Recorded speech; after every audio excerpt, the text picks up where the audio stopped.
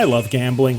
Hell, everyone loves gambling nowadays. Watch any sport, be it hockey, football, fighting sports, and you are just bombarded with a whole lot of made-up words like parlay and sportsbook that they just say how much money you can win by just betting that Scheifele will score 2 points, Volk will get knocked down the first round, and Tom Brady will die of natural causes, all on the same night. But the issue with all that is all of that costs money. Cheaper alternative to betting on the ponies?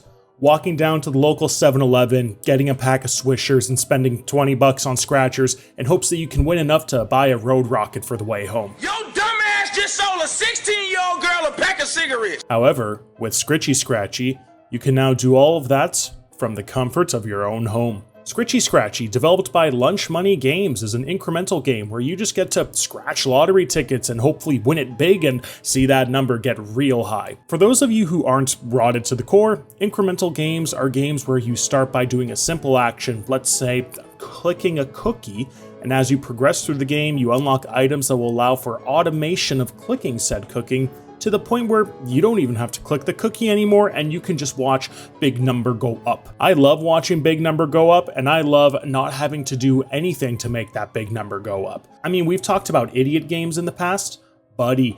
Incremental games have blown past idiot games in the ability to do anything else while playing a game. You can create an entire Goon Cave setup where each screen is just its own incremental game and still be able to keep track of everything. However, instead of clicking a cookie, in Scritchy Scratchy, you are scratching lottery tickets. Click and hold, scratch, scratch, scratch, and hopefully win big.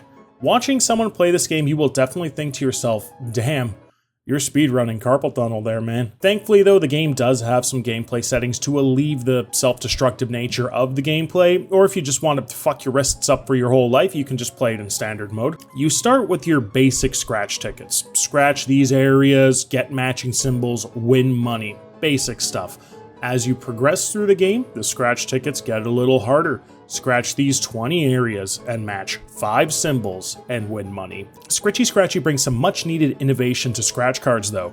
You can win negative amounts of money on them, allowing you to go into debt much quicker than ever before. It's really the game's only way of adding challenge to scratch cards. As you scratch the cards, you have to make the decision based off what you are seeing through the scratches. Do you scratch the whole symbol or do you just throw it in the trash? Some of these symbols look very, very close to each other, so it's a game time decision on what you're gonna do. That is pretty much the only challenge of Scritchy Scratchy. If you do manage to go into debt though, you are able to take a loan out from the man on the phone, but a gambling beast like me rarely ever goes into debt, and I just know to just keep scratching, hope for the best.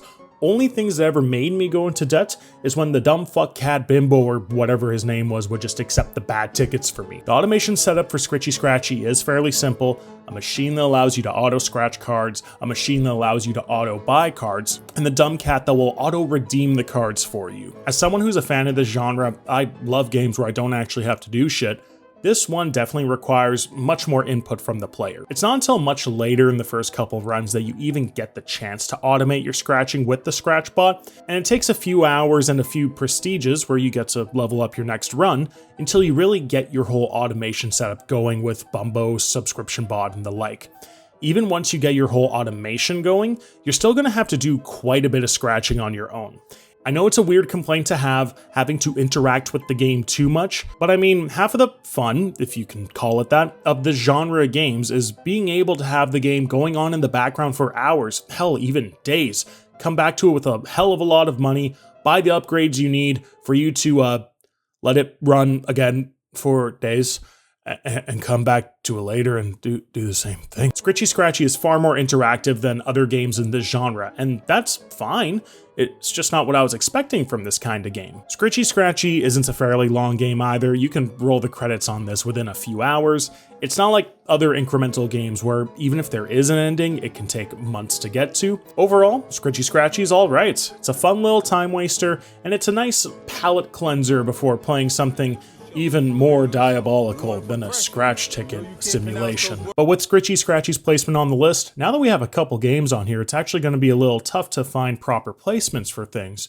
It's kind of an easy, this is sort of the crap section of the list from No One Can Stop Mr. Domino Down. Last Report Up is sort of where we get to the good stuff. It's less interesting than Waste Eater, but I'd argue it's a little more fun than Gain Ground. So we are going to put Scritchy Scratchy right at number 6 right now for the 6th best game ever made.